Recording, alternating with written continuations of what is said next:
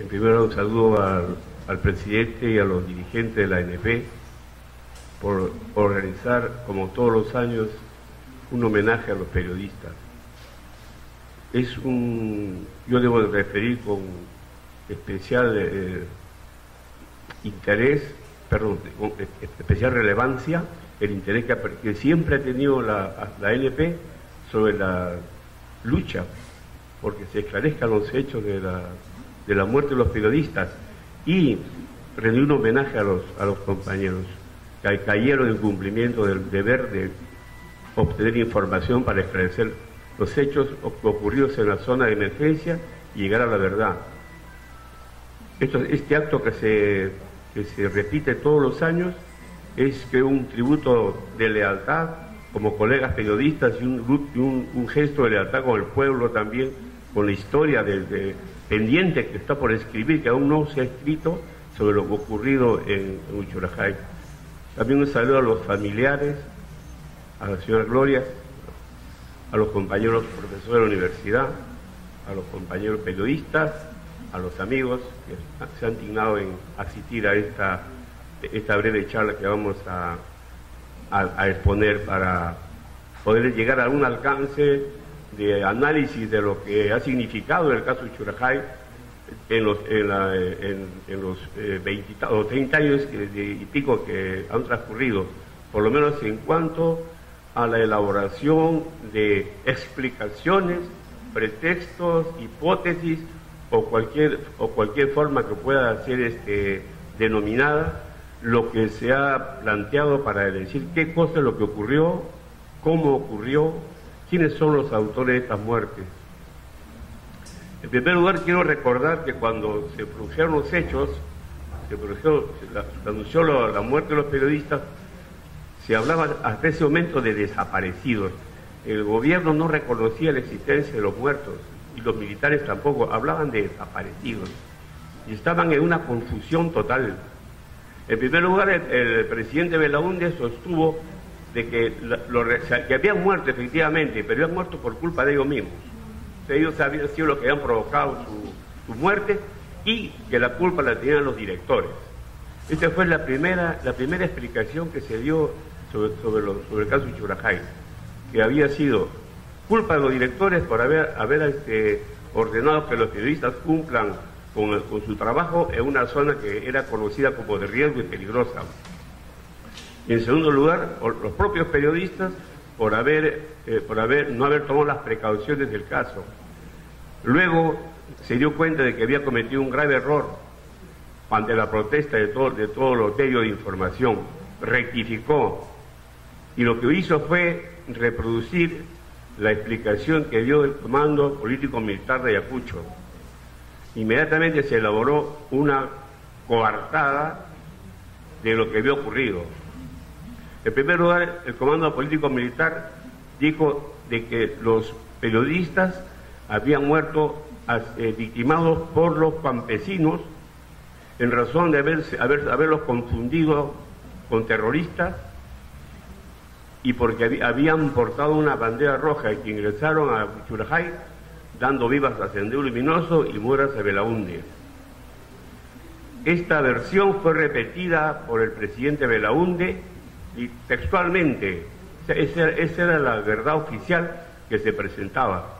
Además, con el agregado de que se decía que era gente muy heroica, gente muy ejemplar, porque se había alzado anteriormente en armas contra Sendero, y que este era un acto que era lamentable, pero que formaba parte pues de la guerra.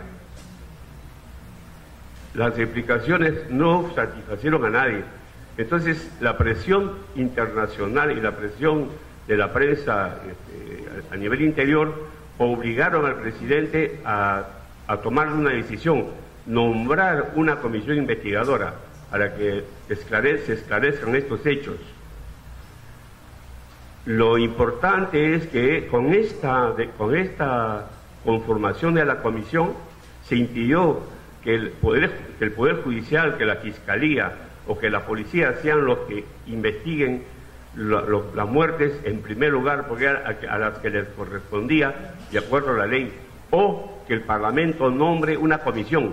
La comisión no fue aceptada, fue rechazada. Entonces, todo se paralizó y se dio curso a la designación de la comisión presidida por el escritor Mario Vargas Llosa, a la cual se le dio 30 días de plazo para que cumpla con presentar su informe, y esta comisión se incrementó con la asistencia de especialistas en antropología, en sociología, historiadores, y empezaron con sus funciones trasladándose a Ayacucho. Estuvieron en dicha ciudad algunos días, pocos días, y tuvieron una asamblea con los comuneros. Esta comisión contó con un buen apoyo por parte del Comando Político Militar. Inclusive se sabe que se le brindaron informes que nunca más fueron revelados, por lo menos a los jueces. Vargas Llosa y la comisión se trasladaron a Uchurajay, hicieron una reunión con los comuneros que todos recordarán. Esta reunión fue una reunión muy particular, porque se aceptó que los comuneros contesten todos a la vez las preguntas que se les formulaba. Y lo particular también fue que Vargas Llosa ni la comisión no interrogó a ningún comunero. No hubo una verdadera tarea de investigación, de indagación, ni siquiera con los dirigentes. Lo mínimo que se ha podido hacer ahí es hablar con los dirigentes, con el presidente de la comunidad, con los barayos, con el teniente gobernador, para ver qué es lo que había sucedido, una explicación de ese tipo. Las preguntas que le hicieron a los comuneros era qué cosa es lo que ocurrió, si es verdad que los mataron, todos acuerdos sí los matamos. ¿Por qué los mataron? Porque pensamos que eran terroristas. Y además traía una bandera roja. Cuando les preguntan si han estado los hinchis en la zona, se producen respuestas contradictorias. No se ponen de acuerdo entre ellos. Algunos parece que dicen que sí y otros dicen que no. Se arma un barullo y una situación de gran tensión que el mismo Vargas Llosa lo describe, que fue un momento bastante crítico cuando le preguntan si estaban los militares en la zona, cuando se produjeron los hechos. Anteriormente habían contestado preguntas mucho más graves, como para aceptar que habían matado, a los periodistas. Pero al momento de preguntarle si habían estado los militares y los hinchis, vino la cuestión contradictoria, la cuestión violenta por parte de ellos, y a los pocos minutos se terminó la reunión y se regresaron a Huamanga para entrevistar al general Noel, para hacer algún tipo de investigaciones con los documentos que tenían. El abogado que había ahí, que no era penalista, pero no un penalista muy práctico, se dedicó a averiguar sobre la vida de Luis Morales, una cosa de lo más extraña. No se dedicó a hacer otro tipo de indagaciones, sino inclusive viajó a Huanta porque había tenido un proceso penal. Son cosas de lo que ya revelan que por ahí iba el cuestionamiento a la actividad de Luis Morales como periodista, que denunciaba la violación de derechos humanos y denunciaba la muerte de los periodistas. Una comisión bastante pasiva, se conformaba con lo que el general Noel le daba, y le hizo un interrogatorio que es parte del anexo que lo tenemos nosotros, en el cual él niega su responsabilidad, niega que hayan participado en los delitos, y dice que son unos indios atrasados y que son capaces de matar a cualquiera que pase por ahí, que son salvajes, pues, ¿no? Con esta respuesta, con esta investigación muy genérica, la Comisión Vargas Llosa elabora un informe que en mi concepto no es el resultado de una investigación en realidad, sino es el resultado de una explicación o interpretación de lo que significaba para ellos la comunidad. Ellos en el informe de la Comisión se establecen 6 tesis. Dice, el Perú es un país dual. La zona iquichana tiene una tradición de violencia. Tercero, antes de la muerte de los peritos hubo 24 muertos en la región que estaba muy perturbada y esperaba un ataque inminente sendero. 4, los peritos fueron confundidos como senderistas. 5, solo los comuneros de Churajay cometieron el crimen. 6, todos somos culpables de lo que pasó y no tiene sentido acusar a nadie en particular. Si nosotros nos ponemos a analizar el punto de partida que describe Vargas Llosa, siguiendo la asesoría de los antropólogos, se afirma que el Perú es un país dual, y en realidad esta es una concepción equivocada. Es una concepción equivocada porque las comunidades campesinas y las provincias y todo el Perú está integrado por el sistema capitalista. El sistema va unificando a todas las personas, a todos los ciudadanos, por razones económicas, por razones de comercio, y no es que un grupo de personas estén totalmente alejadas de la cultura y de la realidad. No, es un país que efectivamente está desintegrado, pero no es un país dual de dos mundos paralelos o contradictorios. Dice que la zona iquichana tiene una tradición de violencia, y el sociólogo Ocio hace una historia de todos los levantamientos que ha tenido y toda la violencia en las que ha actuado durante la historia la comunidad iquichana en la zona de Churajay, desde la época de la conquista, desde la época de la lucha de independencia, y dice que hasta el año 1883 ellos han combatido, y que hace un siglo, pues, hace 100 años que no entraron en combate, pero que es una zona que tenía tradición de violencia. La observación que se le hace es que no es posible de que una interpretación de un pueblo como violento permita una parálisis de un siglo para no seguir practicando actos de violencia. En todo caso, fueron situaciones que fueron convocados ellos para incorporarse. Por ejemplo, cuando hubo la guerra de la independencia, los iquichanos de esa zona se incorporaron a las huestes españolas para luchar contra los generales de la independencia, y así por el estilo. Entonces, porque ellos tenían fundados temores de que efectivamente no les quiten sus tierras, porque la colonia le respetaba a las comunidades sus tierras, y ellos tenían el temor que con la independencia liberal, con la nueva constitución, con las nuevas reformas, podían perder sus tierras, como que efectivamente las perdieron, porque se posibilitó la posibilidad de vender las tierras libremente, lo cual estaba prohibido en la época de la colonia. Esa es una de las razones por la cual surge el comunalismo. Y efectivamente Churajay perdió sus tierras, fue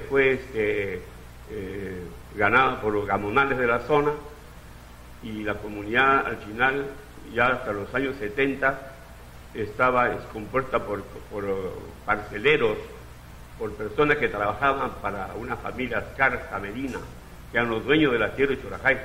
Entonces Churajay no es una comunidad tradicional, un audio heredero de la época preincaica, sino es resultado de la reforma agraria, porque la reforma agraria es propia del fundo de Churajay, y a estos trabajadores parceleros que trabajaban individualmente les perjudica las tierras, y ahí surge nuevamente la organización comunal.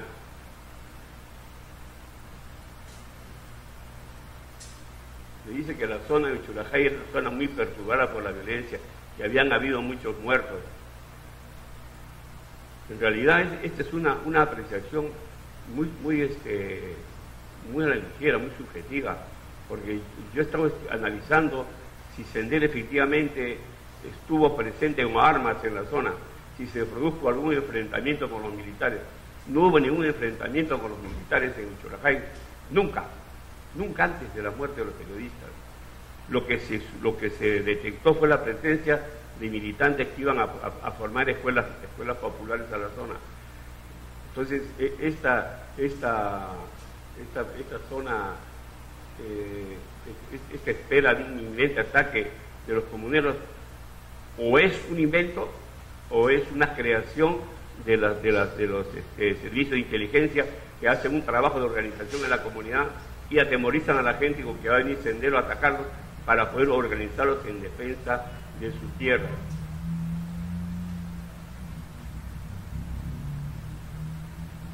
La otra tesis que tiene este informe es que los periodistas fueron confundidos como terroristas. Y esta es una parte de las más graves en la cual incurre la Comisión Vargas Llosa, porque para ello no solamente recurre a la tradicional ignorancia del pueblo o a la violencia atávica de siglos, sino a que fueron confundidos porque no hubo diálogo y además porque llevaban bandera roja. Pero de la bandera roja la Comisión lo relativiza bastante porque se da cuenta que las cosas no son claras. Al final el informe lo de la bandera roja es desestimado, pero en un comienzo parece que se tiene en cuenta, y lo de la confusión de los periodistas con senderistas fue una cosa que no resistió el tiempo, porque se acuerdan que las fotos de Willy Reto confirmó que efectivamente había habido un diálogo, que habían personas que los habían detenido en una zona cercana a Uchurajay, y que no había violencia en ese momento. Inclusive la onda de los campesinos así la tienen colgada, no la tienen agarrada como para agredir, y eran unos cuantos comuneros, no era un grupo grande, y no hubo violencia en ese momento. Hubo sí una imposición de orden para que los periodistas entreguen sus pertenencias y entreguen sus bienes. Ahí también se detecta la presencia de extraños en la comunidad, de personas que decían diferentes a la comunidad.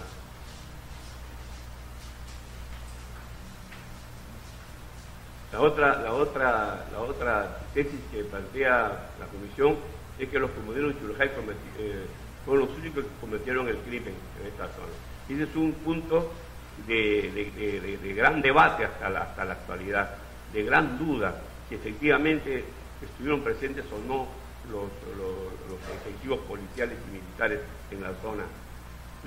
Esta conclusión es igualmente similar con la investigación que hizo la CBR, que luego la pasaremos a señalar.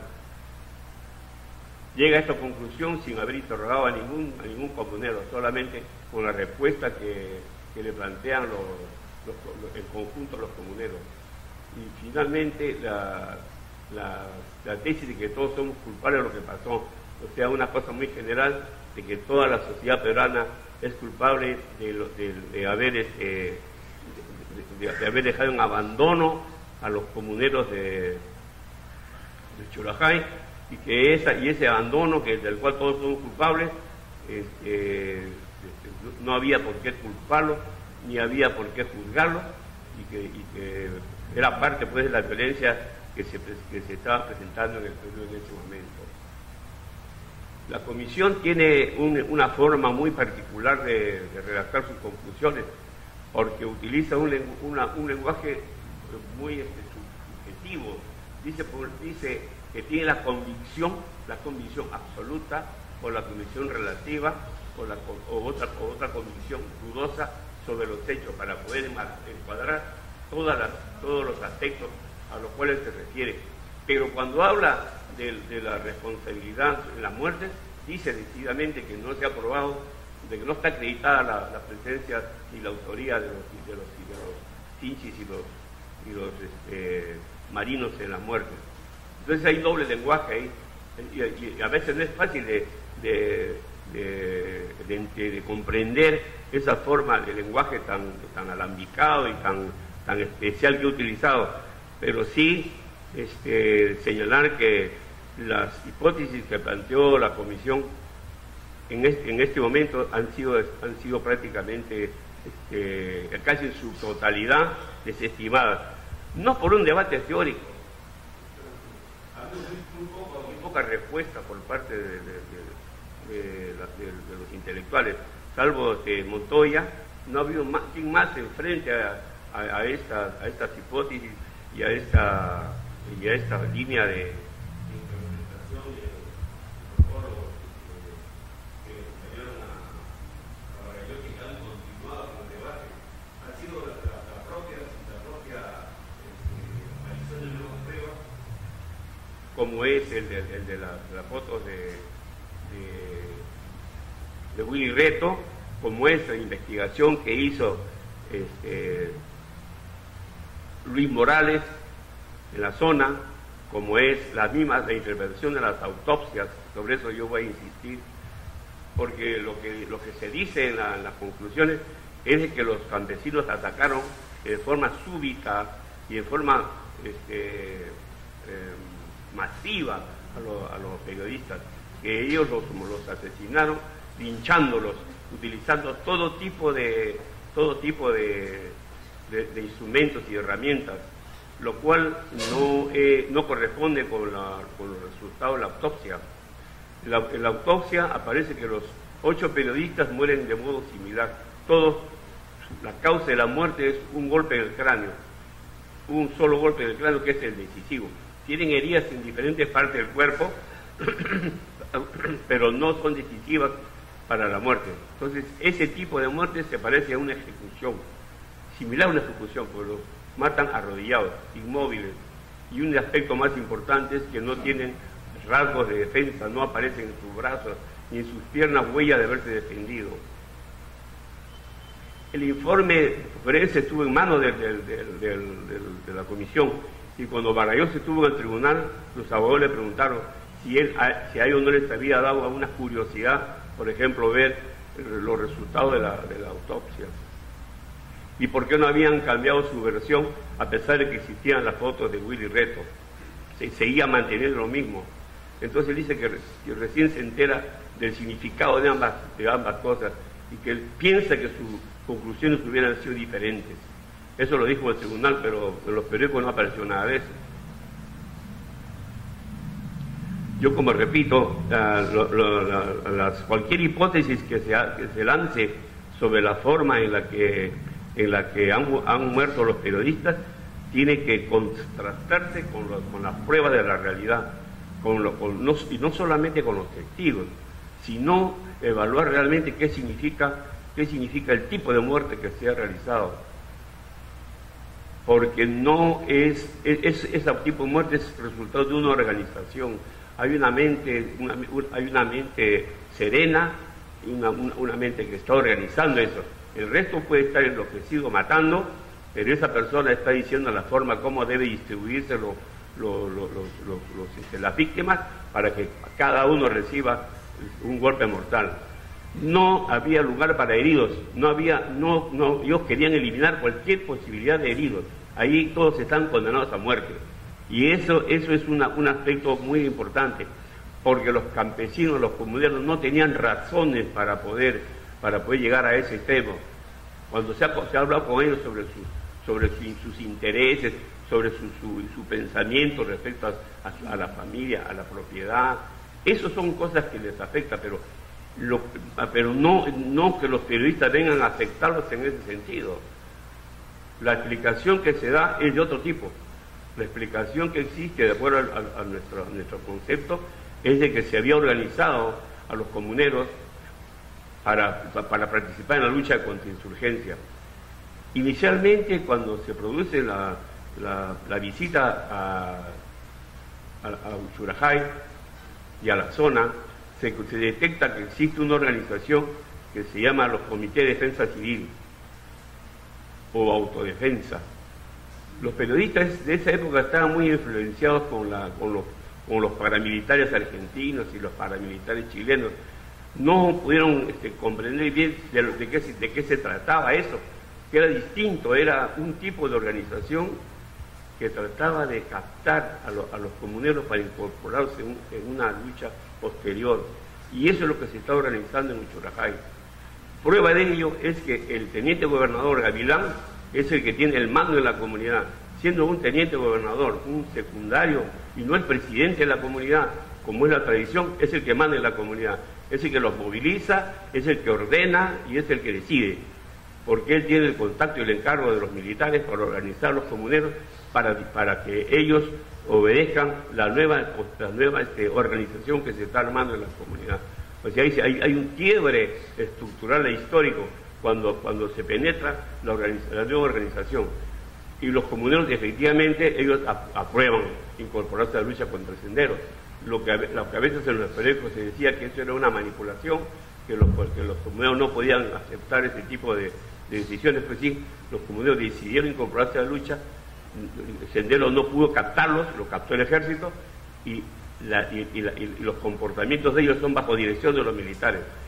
No es cierto que solamente los militares fueron en algunas ocasiones a visitar a la comunidad. Los Ichis han ido del año 81 a la comunidad en forma muy continua, y la profesora describe esas visitas, que iban con sus armas, que tenían reuniones con los comuneros, porque ese era su trabajo, esa era su labor, tampoco no tiene por qué llamando la atención. Lo importante, insisto, es que esta tesis del choque cultural, esta tesis de que los comuneros lo han hecho solo, no es aceptable un tipo de muerte de este tipo, con esta situación de organización con presencia militar. Y eso no es una afirmación que yo lo digo por conclusión, sino que también en la sentencia del tribunal se llega a esa conclusión, porque y ahí viene lo que vamos a hablar después con el profesor González, porque cuando empezó el proceso judicial aparecía como objetivo las 3 comuneros que estaban ahí, a quienes se debía colgar, pues, o condenar. No era fácil entender qué cosa es lo que había en el trasfondo, qué es lo que motivaba este tipo de actitudes, este tipo de conductas. Con el tiempo fue desvelándose la necesidad de señalar nuevos culpables, nuevos responsables, que no era solamente suficiente decir que los comuneros que habían participado, efectivamente han participado. Nosotros nunca hemos negado que los comuneros no hayan intervenido en las muertes, pero ojo, ellos no han sido autónomos en sus decisiones, ellos han estado dirigidos, han intervenido fuerzas externas para lograr que esta gente tome esta decisión. Las críticas que se hicieron a la Comisión Vargas Llosa parece que no fueron tomadas en serio, porque cuando se estableció la Comisión de la Verdad y Reconciliación se volvió a hacer una investigación sobre lo ocurrido, y la Comisión de la Verdad incluso interroga a 4 testigos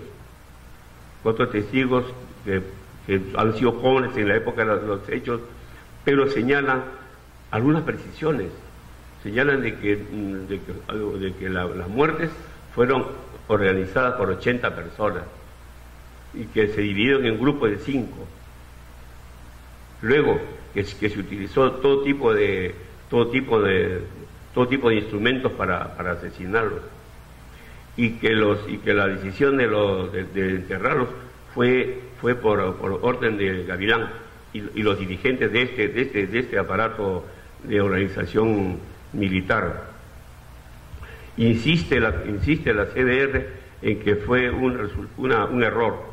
Ya no menciona la bandera roja, porque la bandera roja se había descubierto que era una mentira, era una falsedad, porque esa bandera roja existió en la comunidad de Uchurajay porque se la quitaron a un comunero de una comunidad vecina, a un comunero que lo entregaron preso y con esa bandera, y luego juntan la bandera con el caso de los periodistas muertos, asesinados. Al haber contradicciones, prácticamente el tema de la bandera y el error de los comuneros queda un poco más debilitado. La CDR insiste más que en la diferencia social y cultural, en la situación de gran violencia que se vive en Uchurajay, y que el motivo por el cual los comuneros acceden a asesinarlos es porque temen mucho que el sendero los ataque, que sufrió un atentado inmediatamente porque ellos habían asesinado antes a 4 comuneros y en Huauchao a 7 antes. Entonces esa fue la explicación que dio la CDR. Lo extraño de todo esto es que en estas 2 comisiones no se interroga sobre la presencia de 2 patrullas mixtas que van a Uchurajaya y a Huauchao en la época de las muertes. El general Noel, cuando se entera de las muertes que hay en la comunidad de Huauchao, envía a una patrulla de cinchis y marinos para que den protección a los comuneros. Luego se produce otra muerte de supuestos senderistas en Uchurajay el día 24, o sea, 2 días antes de la muerte de los periodistas, e igualmente envía otra patrulla a la zona. Esta patrulla es un misterio, porque ni Vargallosa ni la CDR han averiguado ni la identidad de ellos, ni qué funciones cumplieron, ni cuándo regresaron de la zona. Nosotros en el proceso judicial nos hemos agotado en pedir explicaciones a los gobiernos de quiénes son esas personas que estuvieron en Uchurajay como miembros de las patrullas, porque es necesario contar con la declaración de los militares, de quienes efectivamente estuvieron ahí y estuvieron en Uchurajay. Y en la sentencia se recoge su participación de ellos en los hechos. Esa es una tarea pendiente que tenemos para investigar. Es una obligación del Estado peruano de determinar quiénes estuvieron ahí y interrogarlos y procesarlos. Porque no es posible que solamente estemos fijándonos la mirada en los comuneros, buscando testigos, nuevos testigos con los comuneros. Yo insisto, los comuneros ya están, ¿cómo se llama esto? Muy trabajados ya. Están muy trabajados. Lo que está pendiente de investigar es la presencia de los militares y de los hinchis y marinos. La respuesta del gobierno ha sido la negativa a prestar de los gobiernos, a prestar cualquier tipo de información. Tanto el presidente Belaúnde como el presidente García, que fueron los que se sucedieron en la época del juicio, se negaron y dijeron que era un secreto militar, que no podía revelarse la identidad de ellos, porque se comprometía a la seguridad nacional. Una de las particularidades del proceso Uchurajay es su complejidad. O sea, en términos de abogados y de procesos, la complejidad se da cuando hay una diversidad de víctimas, cuando hay una diversidad de motivos o cuando se complica la obtención de las pruebas. Pero en el caso de Uchurajay, efectivamente hay una complejidad por la cantidad de personas que han sido asesinadas. Y la complejidad viene por otras razones. La complejidad viene por la dificultad que ha existido para investigar. Los policías que estaban destacados en Ayacucho para investigar los delitos no investigaron en ningún momento nada, no interrogaron a nadie. Ellos hicieron como atestado policial un documento que les envió el general Noel, el que repetía la hipótesis esta de la confusión con los senderistas y de la bandera roja. Eso fue presentado como un atestado policial, resultado de una investigación policial. Cuando vinieron los policías al tribunal se les interrogó que expliquen por qué razones no habían investigado. Y sentían vergüenza de decir que no les habían dejado investigar. El general Noel no les permitía investigar y su comando tampoco les permitía investigar. Y lo lamentable es que nosotros conocíamos a ese coronel y a ese mayor que estaban destacados en Ayacucho. Y yo como abogado de tribunales nos conocemos con los policías, sabemos quién es quién. Y estos dos oficiales eran investigadores de verdad. Eran buenos, y lo digo ahora, investigadores serios. Y frustrados por el poder militar y por el poder político, avergonzados. Si puede dar respuesta, porque para un policía creo que no hay nada más avergonzoso de rendirse frente a un caso por razones extrañas, cuando es un verdadero policía, cuando es un verdadero pesquisa, como se llama en términos de investigación. Tampoco ellos dieron mayor luz sobre lo ocurrido, no investigaron. tampoco obedecieron las órdenes del juez para que le presten apoyo, tampoco. El juez instructor fue el único que hizo las investigaciones por su cuenta, se arriesgó a ir a pie para averiguar qué es lo que había ocurrido, qué es lo que había sucedido en la zona de Uchurajay. Y ahí fue cuando se encuentra con las cámaras fotográficas y algunos carnets de los periodistas, y fue una cosa importante para el proceso, el hallazgo de este juez. Tampoco podía hacer nada el juez estaba prácticamente acosado por el general Noel, inclusive se lo llevaba a todas las inauguraciones y fiestas oficiales, está el general Noel como el juez instructor de Uchurajay al costado. Entonces yo lo denuncié al juez por eso, pues, porque no puede estar con el cuestionado general de aquí para allá.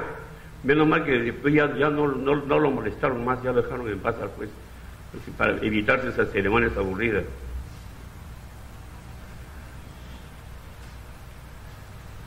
Lo importante que voy a mencionar ahora es que esta causa llega al tribunal con muy pocas pruebas, muy pocas posibilidades de llevar adelante, porque es muy pobre lo que se ha conseguido a nivel de primera instancia, a nivel de instrucción. Entonces los jueces en tribunales se limitan a pronunciarse sobre lo que les llega del juzgado de instrucción, pero en este caso se producen algunas novedades, porque aparece un cadáver aparece el cadáver de Juan Argumedo. Fue una buena ocasión para poder revisar efectivamente la forma y circunstancias de las muertes, porque el cadáver de Argumedo yo estuve en la autopsia, estaba realmente con heridas múltiples por todos lados, le habían destrozado al pobre hombre. Ahí sí había habido un linchamiento. ¿Y por qué a él no lo mataron con un culatazo en la cabeza como aparece en los informes médicos forenses? Porque los informes médicos forenses dicen que esa herida que tienen los periodistas en la cabeza tiene las características de las huellas que deja una culata de fusil en un hueso, la rotura, un palo con la misma dimensión, las mismas características, y es lineal la caída, no es otra forma. No puede ser con un palo ni con un fierro, porque la fractura de los huesos es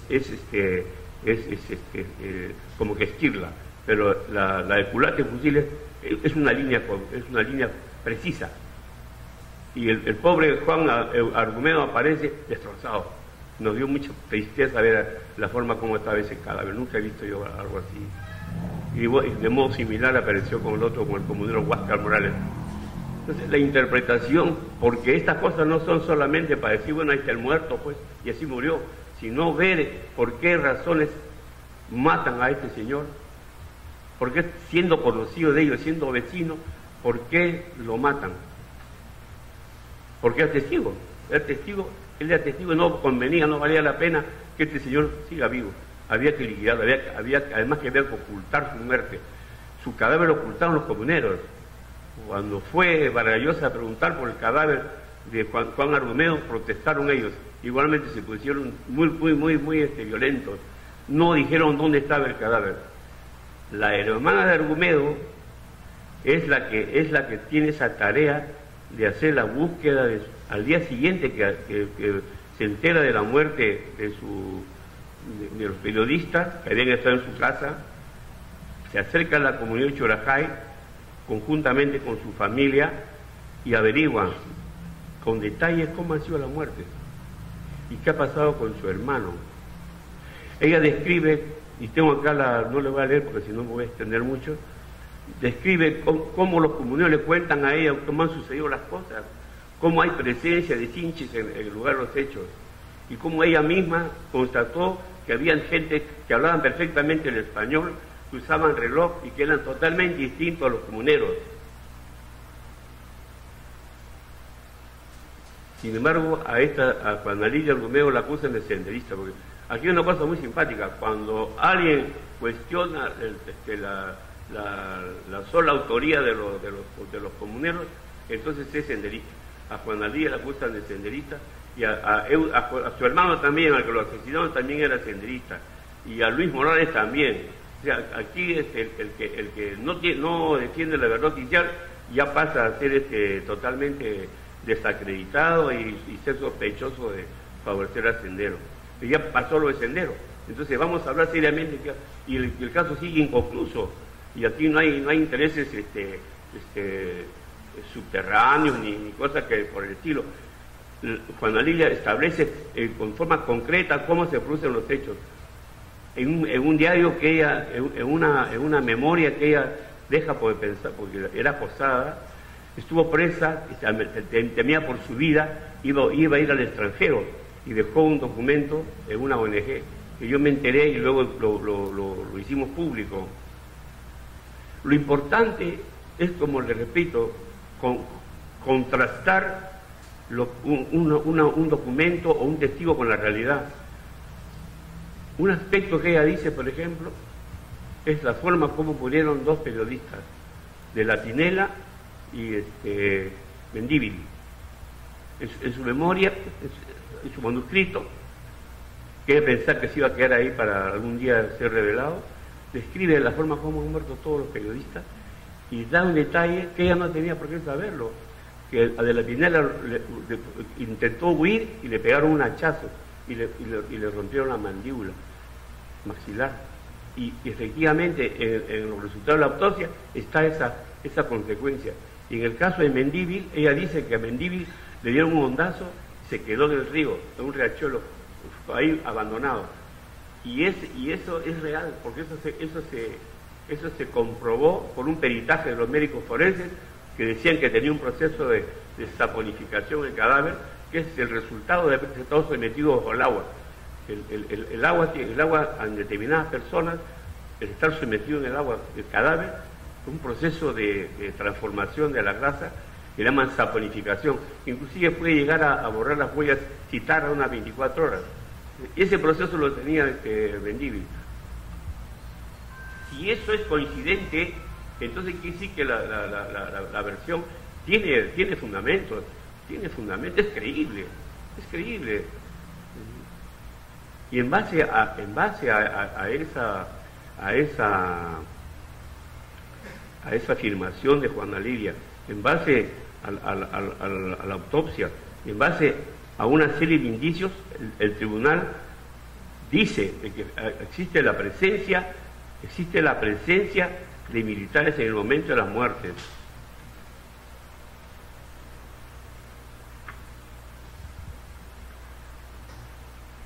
Dice, existe la presencia de los militares en la muerte y la autoría directa, pero es una cosa de lo más contradictoria.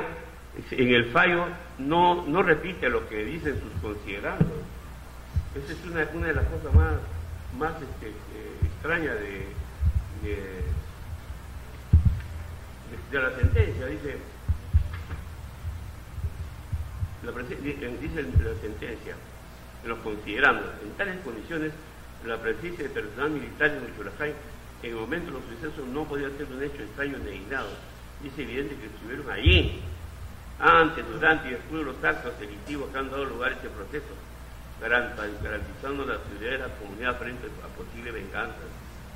En la sentencia además se considera que existen otras evidencias, que hay suficientes evidencias adicionales que acreditan fehacientemente una participación capital de elementos militares en patrullaje en la zona y presentes en Uchurajay el día 26 de enero de 1983 en la decisión de victimar y posiblemente en la de dirigir y o ejecutar el crimen.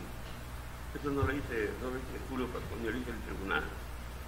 Y además se agrega, si los comuneros carecían de móviles para victimar a los periodistas, sí lo tenía en cambio el personal militar policial presente en la zona, y más particularmente en el escenario del delito, así como su comando de Ayacucho, temeroso de que los periodistas descubrieran su presencia en la región y quedaran en evidencia las falsedades de las versiones oficiales sobre los sucesos de Huahuichao y otros similares, y se desacreditara ante la opinión pública nacional e internacional la estrategia y la campaña subversiva de autoridad en la zona de emergencia.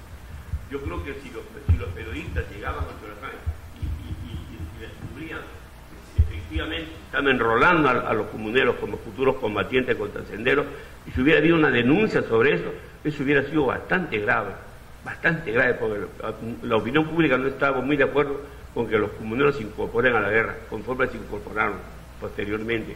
Eso hubiera frustrado un proyecto militar, y eso no lo perdonaron los militares. Esa es una de las razones por las cuales los asesinaron.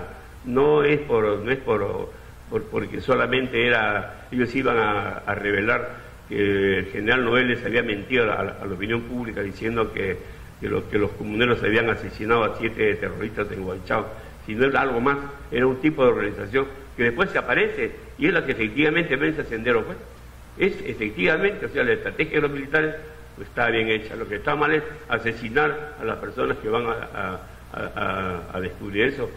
¿Por qué? Porque los periodistas están protegidos por el derecho internacional, no solamente por el derecho nacional. La labor periodística en caso de conflicto armado es considerado como una actividad protegida, una actividad que no puede ser vulnerada durante la guerra, que los combatientes tienen que respetar, porque ellos no son parte del conflicto. Ellos están para ver lo que ocurre, no para participar en lo que ocurre. Pero aquí se confundió las cosas, se les incorporó a ellos como objetivo militar y se les asesinó. Porque en ese tiempo las diferencias entre terroristas y no terroristas eran muy mínimas, no existía. Se leía en los periódicos las críticas que hacía el mismo Belaúnde contra toda la oposición, que eran cómplices del sendero. Todos los periódicos de oposición y de izquierda eran cómplices del senderismo o agentes de propaganda del senderismo. Y con esa concepción que no habían neutrales y había que optar por uno o por otro. O sea, una información independiente no era posible en ese momento. Una información crítica menos. Y esa fue para nuestro concepto la razón por la cual los asesinaron y la razón por la cual se oculta hasta ahora de tomar una decisión de investigar qué cosa es lo que ocurrió ahí. Eso corresponde al Estado.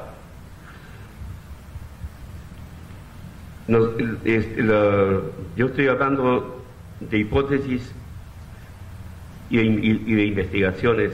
Las que aparecen como investigaciones son 2, pero yo he agregado otra que es la del Poder Judicial, de la que estoy hablando ahora, de cómo los jueces llegan a determinar, a pesar de que su tarea es solamente juzgar, ellos tienen la ocasión de poder investigar en vista de la muerte de Argumedo y los resultados de la autopsia, y en razón del documento que hace Juan Elías Argumedo, otra prueba más, y sobre los informes de los peritos médicos forenses. O sea que de alguna manera el tribunal ha tenido la posibilidad de subsanar las deficiencias de pruebas y la deficiencia de información que le vino desde la primera instancia, donde, como repito, no se investigó absolutamente nada. No se investigó nada. Tratándose de crímenes graves como estos, contra periodistas, fue nula la intervención. Y, lamentablemente en Ayacucho se hizo un primer juicio que resultó ser que estuvimos con Gloria, su juicio del 18 en Ayacucho, que se frustró, se suspendió. Yo pedí la inhibitoria del tribunal esa vez porque no habían condiciones, estaban los marinos, los militares, los hinchis ahí mirándonos con cara de odio, nos apagaron la luz en la noche, ¿de acuerdo? Entonces era una tensión para poder defender ahí, pero finalmente lo trajeron a Lima y en alguna buena hora vino acá y el tribunal creo que hizo lo que pudo, actuó de acuerdo a la realidad de ese momento. Los jueces no son jueces al margen de la situación política ni de la situación social. Ellos actúan de acuerdo a cómo se mueven las cosas. Y además, sabiendo que este es un caso político, y es un caso político porque están involucrados los gobernantes, están involucrados los militares, está involucrado una lucha contra un sector de la población, los senderos luminosos. Entonces, es un caso esencialmente político. No porque sean políticos los periodistas, sino por las consecuencias de su información, de su trabajo como periodistas y las consecuencias de las muertes que han ocurrido con ellos. En el libro que yo estoy terminando de hacer, hago una narración de cómo se forma esta nueva hipótesis o esta línea de investigación por dentro ya del tribunal, dentro de los jueces, cómo los abogados van planteando diferentes ideas, diferentes conclusiones sobre el proceso para que el tribunal lo tenga en cuenta, cosas que anteriormente no se habían hecho. Es a partir de la crítica que se hace a partir de las críticas que se hace a las conclusiones de la Comisión Vargas Llosa, se toma independencia frente a ellos. Hay un momento en que se deja de lado las conclusiones de la Comisión Vargas Llosa. Se dice, esto no nos dice mayormente nada, vamos a profundizar lo que hay en el expediente, vamos a actuar de acuerdo a la independencia del Poder Judicial, y la decisión que se ha tomado es la decisión que no podía ser de otra manera. La idea que tenemos nosotros es continuar con esta lucha. Ahora la comisión, lamentablemente no ha venido Nilda, que quizás me está llamando, porque a ella le correspondía un poco tratar el tema de la Comisión Interamericana. Yo voy a ser muy breve con la Comisión Interamericana, pero que no se queden con la... Al finalizar el proceso, el caso de Churajay, después de haberse pronunciado la Corte Suprema,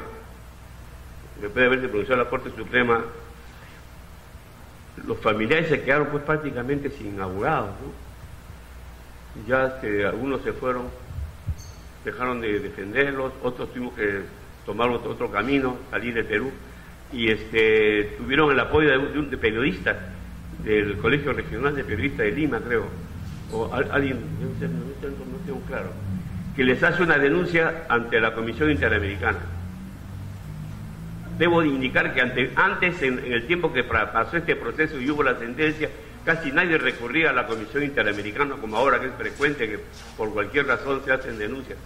Recurrieron a la Comisión Interamericana y después de 10 años o más admiten la denuncia contra el Estado peruano. Ocasión en la que intervenimos para poder ampliar los términos de la denuncia. Entonces ahí se plantea en síntesis, una síntesis de... Ay, Dios mío. Una síntesis de lo que plantea la posición de la parte civil sobre lo que ha ocurrido. En esa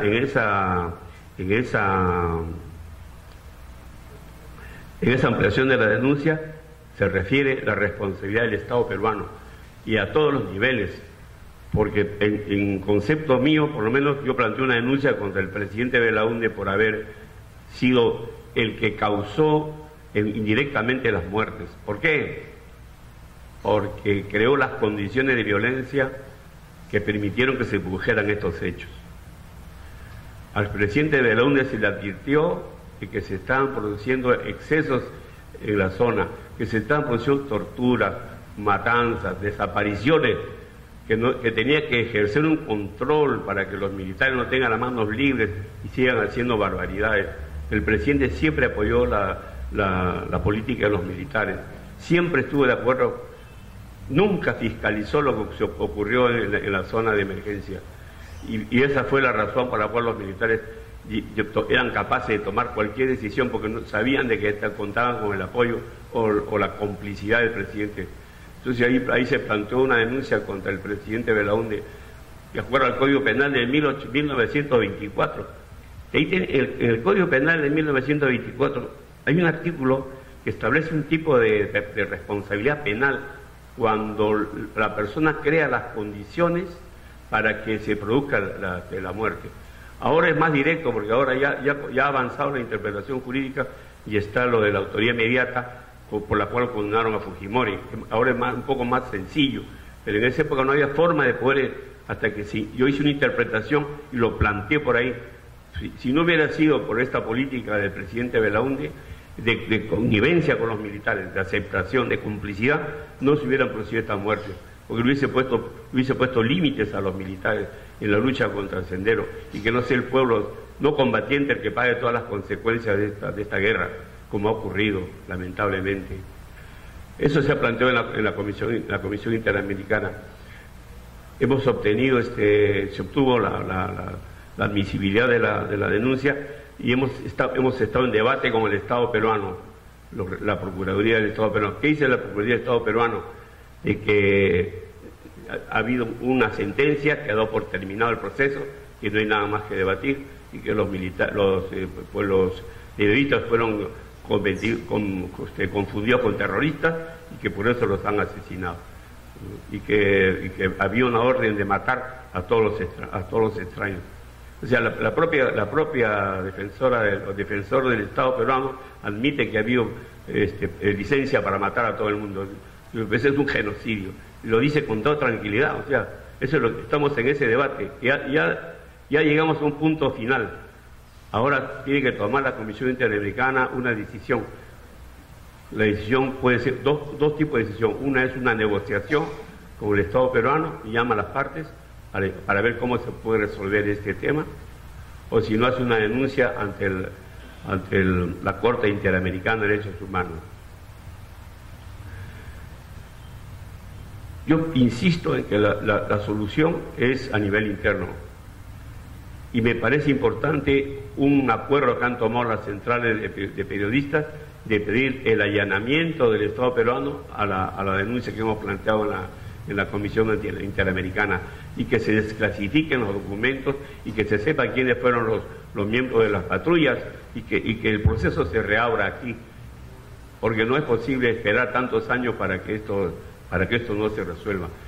Pero el problema está en que tanto el pedido de allanamiento que hicieron las centrales el año pasado, firmaron las centrales y los familiares, tanto el allanamiento como la sentencia que dé la Corte depende de la voluntad del Estado, depende de las condiciones políticas, democráticas, son auténticamente que algún día digan vamos a esclarecer esta cosa vergonzosa de tener ocultos las muertes de estos periodistas más de 30 años.